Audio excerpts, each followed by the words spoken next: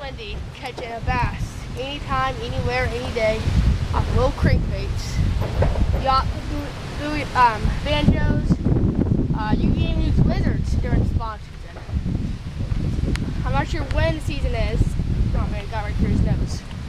I'm not sure when the season is. I should have brought pliers. I'm not sure when the spawning season is, but I think we just passed it, and it's May right now.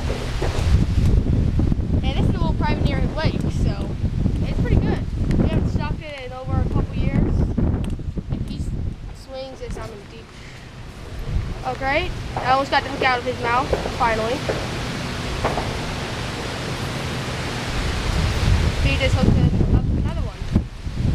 This bass is going for hell with me right now. There we go.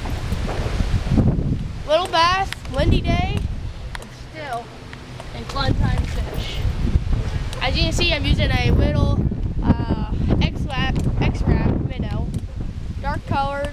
It only dives a couple inches, which is really good for this kind. It's dark colored, so dark water. I like using bright colored lures when it's brighter.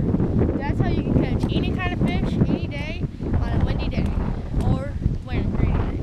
This is Mike signing off. Have a great day, YouTube.